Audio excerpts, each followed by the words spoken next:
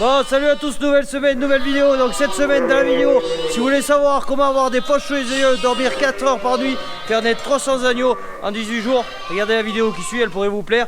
Mais aussi on va aller passer la RC Tri suite aux travaux d'épandage que j'avais pu faire, que vous avez vu, il y a une ou deux vidéos de ça. Bref, on s'y colle, on regarde tout ça. Ah oui, et j'ai oublié, profitez bien des dernières images de drone parce que le drone est mort suite à la fin du passage de la RC Tri. Il s'est pris malheureusement un frein.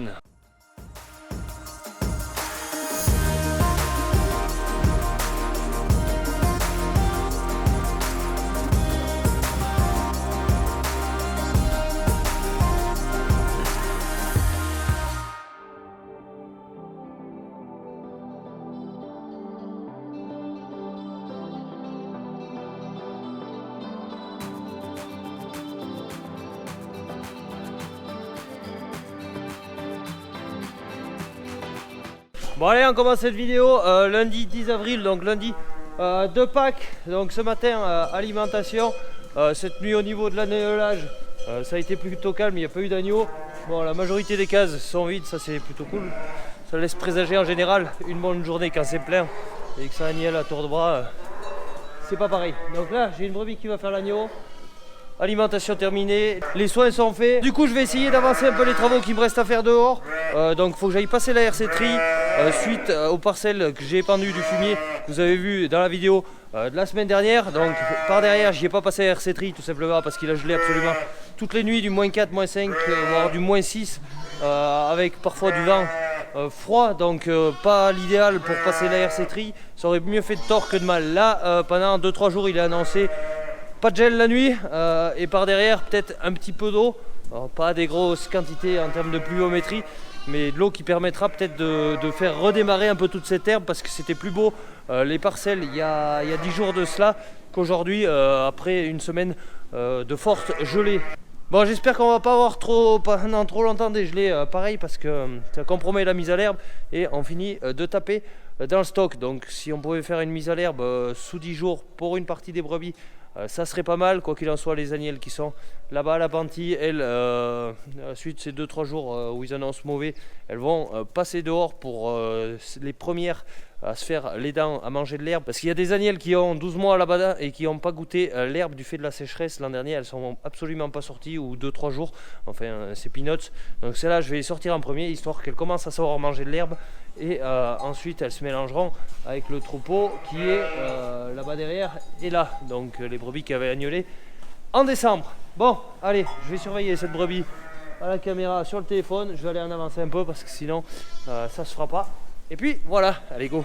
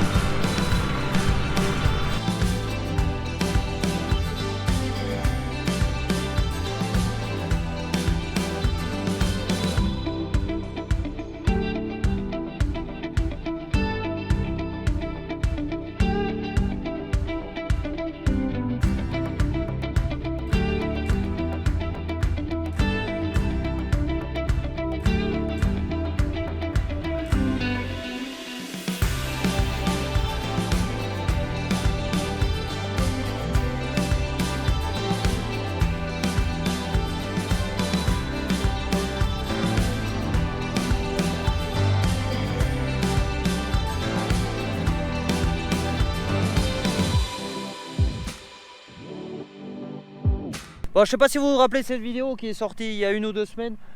Du coup c'est une parcelle de prairie nouvelle que j'avais semée où il y avait des tas de tops et je vous avais dit je voulais y passer tout simplement la RC Tri pour étaler toute cette terre. Bon, chose faite, chose par contre qu'il aurait peut-être fallu faire avant parce que je sais pas si vous voyez, l'herbe avait déjà commencé de bien pousser et là je vous cache pas que je l'ai toute couchée dans un sens ou dans l'autre. Bon, par chance j'ai fait mon travail que je voulais faire. Bon, mais il faut juste là qu'il gèle pas sur ce que j'ai fait parce que sinon ça pourrait être un peu scénario galère. Donc toute cette terre, pourquoi l'étaler? Et d'une, pour pas la ramasser dans la faucheuse qui se mélangera ensuite à l'herbe et qui va se retrouver dans le tas d'ensilage. Tas d'ensilage qu'on en avait parlé cet hiver. S'il y a de la terre, ça compromet tout ce qui est acidification du silo. Donc là, moins on ramassera de terre, c'est peut-être un mal pour un bien ce que je viens de faire. Moins il y aura de terre, mieux au silo, ça sera bon et qu'il y aura une bonne conservation de ce dernier. Bon, allez. En attendant, ça permettra de voir et de faire un essai, voir si ça handicape ou pas la parcelle. J'en ai laissé un bout de coin là-haut. Je pourrais comparer avec ce qui est fait ou pas fait. Bon, mais là, bien évidemment, agressivité au minimum pour faire ça. Parce que sinon, j'aurais pu rachader des choses. Vous voyez, là il y a de l'ortie, ça l'a pas cassé, ça a juste couché l'herbe, ça en a cassé un petit peu, mais globalement ça l'a pas mâché non plus, à plus à remettre. Allez, je remets ça en position et on va faire de la prairie naturelle.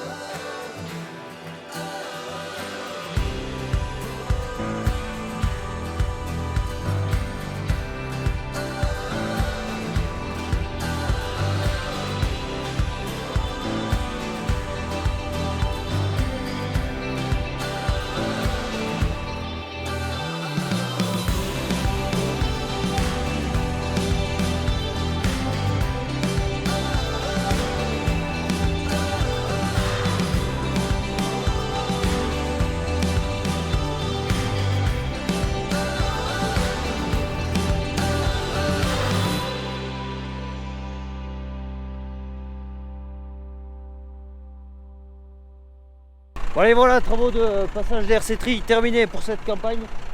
Donc là maintenant on va laisser les parcelles bien tranquilles.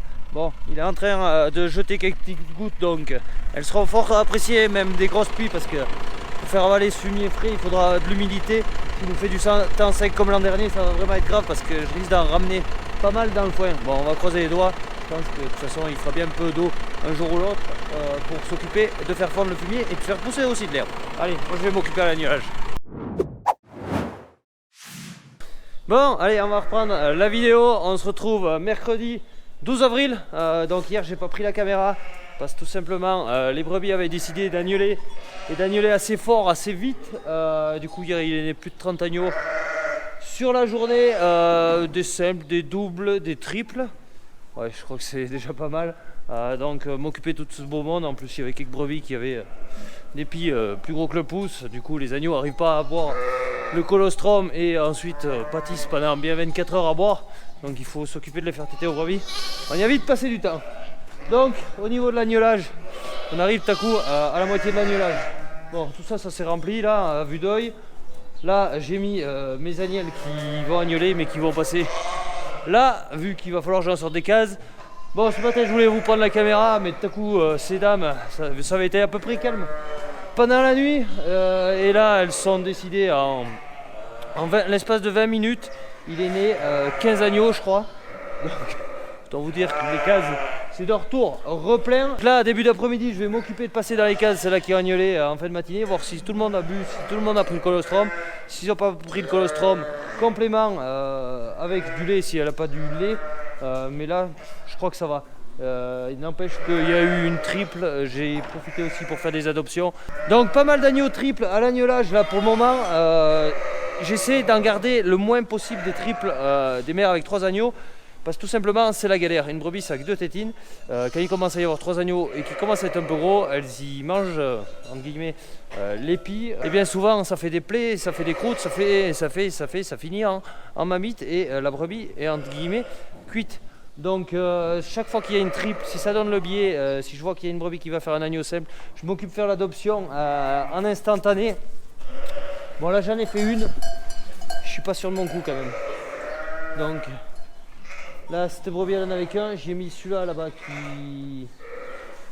qui la naissance a été compliquée, il n'a pas une pêche d'enfer. Je vais regarder si elle le ramasse.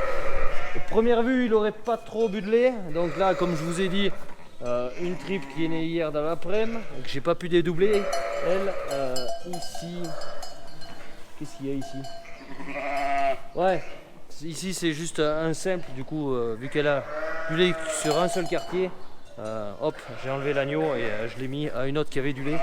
J'essaie de faire ça pour avoir le moins de travail possible au biberon, pour qu'ensuite ça file et que les agneaux poussent, j'ai envie de dire, tout seul. Bon, ça viendra pas tout seul, ça on le sait. Donc là, il y a une double. Là, il y a une triple qu'il va falloir que je commence à complémenter, qui en a un plat. Là, une double née ce matin. Une double. Double. Bon, l'agneau de là, ils n'ont pas bu. Celui-là de là, il n'a pas bu. Donc vous m'avez compris, j'ai un peu de travail dans les cases. Bon, et quand je vous dis que c'est un agnelle d'Erdard, c'est pas forcément que les agneaux ils viennent forcément comme il faut, avec les deux pattes de devant et la tête, enfin le museau qui pointe. Hier, c'était la série des agneaux naissance par siège.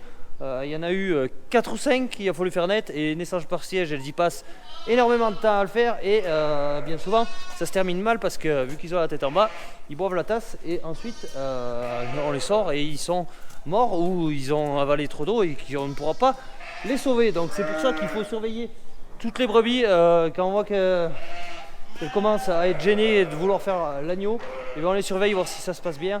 Je vous cache pas, là ça fait maintenant moins d'une semaine que l'agnelage a commencé. Il y a plus de 150 agneaux de nez.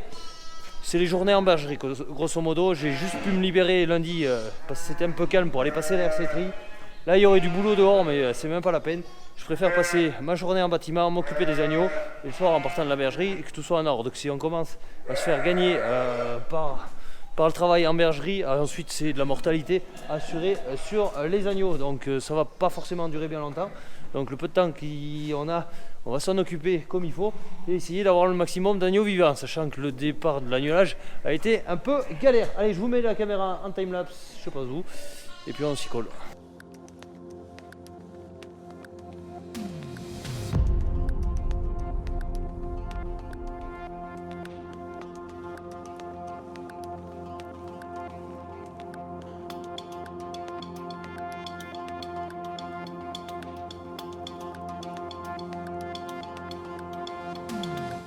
Bon allez, voilà, désinfection des nombrils fait comme vous avez pu voir dans le dernier timelapse. Aussi pose de boucle de réforme pour la brebis qui est là-bas. Celle-là qui a qu'un seul quartier, donc elle a fait 2 agneaux, elle aura du lait pour un et peut-être tout à peine. Donc on s'amuse pas à garder ça parce que c'est des bêtes à problème, et ces agneaux quand ils ont pas assez de lait, et bien ça crée des voleurs qui vont voler sous d'autres brebis et qui foutent la pagaille dans le troupeau. Depuis que je fais la chasse à ces problèmes, il y a beaucoup moins d'autres problèmes qui en découlent par derrière. Certes, c'est dommage de casser des fois des bêtes jeunes, mais croyez-moi, on s'y retrouve. Puis quand on est tout seul en bâtiment, la productivité au travail, ça compte, croyez-moi. Bon, ici c'est le lot, j'ai envie de dire, le détenteur comme sur la bouteille de gaz. Donc une fois que ça sort de gaz, ça vient ici en petit lot. Donc ici il y a trop de brebis par rapport aux places à manger, il reste de la place là-bas. Donc j'ai des brebis qui ont fait un agneau simple. Donc les brebis agneaux simples, c'est celles qui ne sont pas marquées. Vous voyez, ici il y a une autre réforme. Donc tous ces agneaux simples qui se débrouillent bien, eh bien, ils vont aller dans le lot un peu plus grand là en bas parce qu'il reste quelques places. Et ensuite là je vais enlever mes agnelles d'ici ce soir, de toute façon j'ai pas le choix, pour sortir des brebis de cases, les mettre ici pour avoir des cases de libre, pour avoir des cases pour la nuit et normalement pour le lendemain matin. Donc c'est pour ça qu'il faut que les brebis ça bouge et que ça traîne pas. Faut pas que ça dorme en case, sinon les cases on est plein, on est blindé et on sait plus où mettre les naissances multiples. Et quand on lâche en demi-lot, on se doit d'avoir des brebis qui aient du lait pour que les agneaux puissent se débrouiller dans les demi-lots. Sinon c'est vraiment la cata. Bon, n'empêche que dans les demi-lots, quand je vois que les mères ont passé le lait, qu'il y a des agneaux plats, et bien j'y passe là au biberon. Des fois pendant quelques jours pour lancer quelques brebis en lait, j'essaie d'annoter tout ça pour repérer ces brebis, si elles refont pareil, déjà que j'ai la valeur aussi laitière via le contrôle de perf, je sais un peu à quoi je m'attends une fois que la brebis a agnolé. Si je vois que l'agneau pousse pas bien, je regarde un peu sur le logiciel, j'ai vite compris. Donc là on a un cas typique, une brebis de 10 ans qui a fait une superbe carrière vu qu'elle a 10 ans et qu'elle est ici, qui a ses 2 quartiers elle, mais que les dents sont en train de tomber et qui a fait un agneau. Et bien ça c'est une brebis déjà qui est pas trop en état, et son agneau il est là, hop, elle est debout. Donc voilà, son agneau c'est pas un agneau qui est super rempli de lait. On le voit tout simplement là, à ce niveau, je sais pas si vous arrivez à le voir. Un agneau normal, c'est plat, c'est plat. Un agneau qui est un peu fin, et ben, ça rentre à l'intérieur. C'est pour ça qu'aussi les brebis de 10 ans, il ne faut pas trop les garder. Ça a vraiment plus de lait. Bon là c'était quelques cas uniques.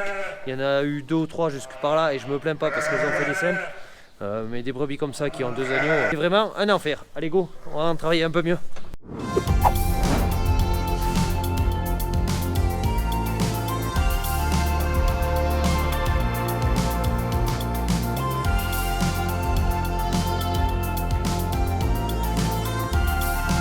Donc vous voyez, une brebis qui a 10 ans, donc c'est une petite sœur à l'autre, et bien elle a plus de dents la pauvre, elle peut pas faire, elle peut que manger pour bien faire et profiter avec de la soupe quand ça sera le moment d'aller dehors au printemps et que l'herbe va être tendre, ça va aller.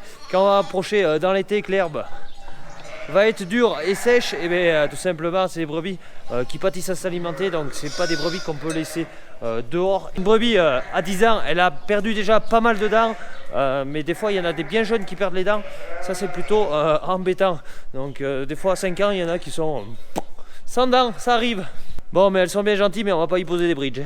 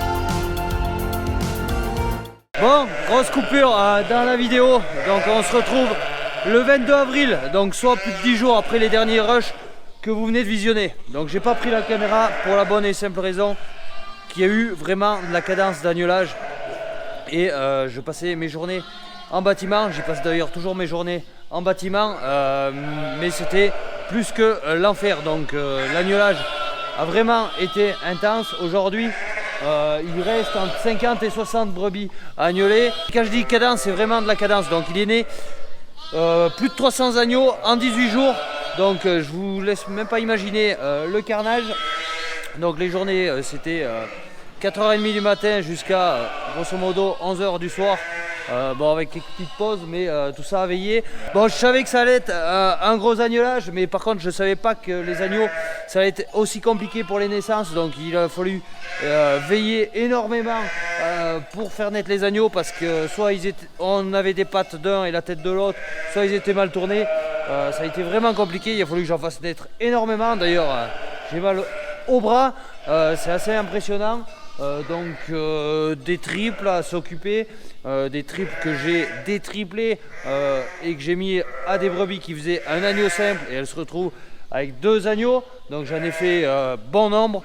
Bon, j'attendrai de tout balancer sur l'ordinateur pour savoir le nombre de triples que j'ai eu, mais c'est vraiment impressionnant. Donc pour ceux qui ont Instagram, ils ont pu voir les stories. Non, c'était pas toujours le même que je filmais, c'était chaque fois de nouveaux agneaux triples. Donc là maintenant, l'agnelage, il y en a un peu de fait. Je vous cache pas que d'un côté je suis content qu'il y ait eu cadence, parce que grosso modo du 10 au 22 il a fait pas forcément beau dehors, il a fait du temps froid, du temps sec, on a eu très peu de pluie, mais on va y revenir tout à l'heure sur la pluviométrie. Donc au début de la vidéo vous avez pu voir que j'étais en train de remplir ce côté. Donc aujourd'hui 10 jours après grosso modo, j'ai enlevé toutes les séparations, donc j'ai tout mon gros lot d'agneaux. Bon là on est le soir, donc ce lot c'est bon, là-bas c'est encore séparé pas mal. Et là il me reste des brebis en case. Et il me reste les cases de montée parce que il y a tout ça là, hop, à faire agneler. Encore.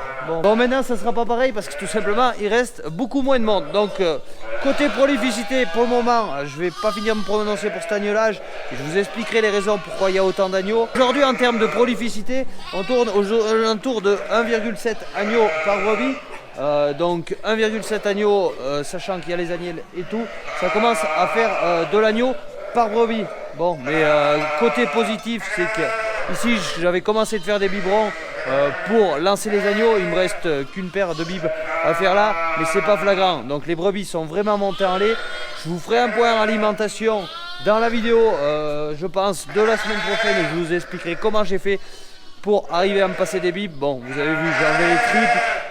Bref, il y a d'autres choses, je vous expliquerai un peu tout ça. Quoi qu'il en soit, celles-là, elles sont encore dedans, elles ne sont pas mises à l'herbe. De toute façon, ici, il n'y a rien de mis à l'herbe, mis à part 60 agnelles que j'ai commencé à mettre un peu à l'herbe en journée, histoire qu'elles se fassent les dents. Et puis, voilà. Donc les agneaux, je vous les montre pas mieux pour cette semaine. On va aller dehors, voir 12 jours après, qu'est-ce que ça donne, là où j'ai passé la RC tri, où j'ai mis le fumier tardivement.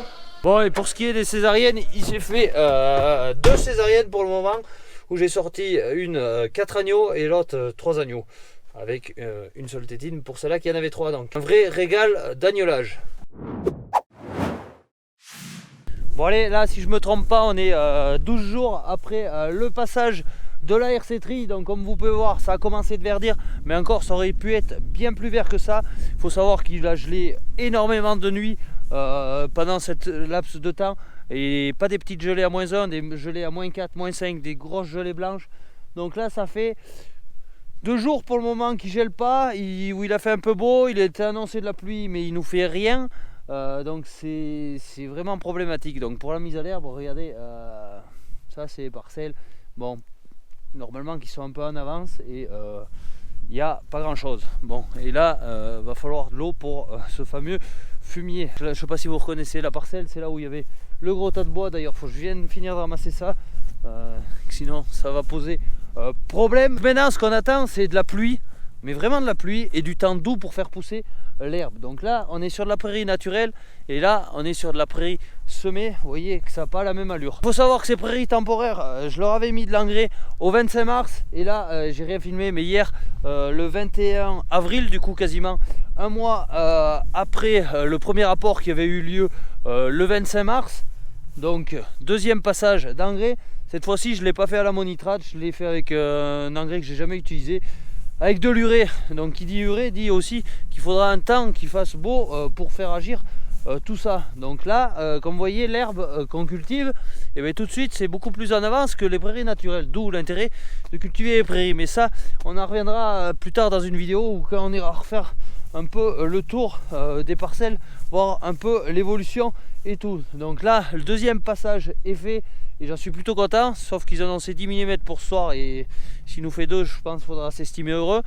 Donc il faut savoir que depuis le premier passage d'engrais que j'avais fait ici, on a eu 33 mm, donc 33 mm du 25 mars au 22 avril, donc ce qui est très faible. Donc pourquoi j'ai attendu autant, c'est déjà que le premier apport d'azote il fasse une bonne vingtaine de millimètres pour que l'engrais puisse agir. Donc là le premier engrais c'est bon, il est en cours, il est en train de s'utiliser, mais on aurait besoin de l'eau pour refaire fondre le nouvel engrais et pour faire pousser. Mais quoi qu'il en soit, engrais ou pas engrais, il nous faut de l'eau pour passer, sinon ça poussera pas. Donc rappelez-vous, là c'était trempe, il fallait que je tire la semis et tout, mais là c'est sec, ça poussière de partout, mais où que ce soit c'est sec sur 90% de la ferme. Il y a juste le site à 10 km de là qui est plus humide, et où là-haut c'est pas les mêmes problèmes. Donc voilà un peu ce que je peux dire pour le moment vis-à-vis des parcelles. Donc je suis content d'avoir pu réaliser mes travaux d'engrais malgré l'agnelage et tout. Pour ce qui est les céréales, je vais pas vous les montrer aujourd'hui, mais elles ont pris mal. Le gel leur a fait tort, sachant que je les avais dégerbées 2 jours avant qu'ils rattaquent les grosses gelées. Ça plus le manque d'eau, croyez-moi, elles étaient plus belles à une époque que ce qu'elles sont maintenant.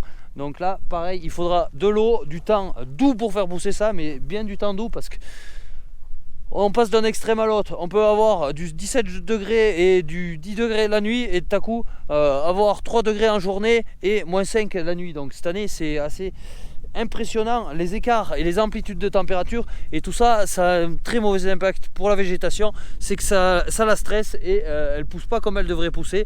Là on est fin avril, il devrait quand même y avoir un petit peu plus d'herbe que ce qu'il y a. Bon, malgré tout, rien n'est perdu. Si on regarde la météo, il y a des petites pluies qui sont annoncées, mais chez nous il faut de la petite pluie souvent et tout le temps, et je vous cache pas qu'on prendrait 30-40 mm de belle pluie, et bien ces soucis de manque d'eau pour le moment, et bien on n'en parlerait plus. Sauf qu'à chaque fois qu'il s'y met, il nous fait 1-2 mm, donc le vent se lève par derrière, donc tout s'évapore, et c'est comme si ça servait à pas grand chose. Donc vraiment compliqué.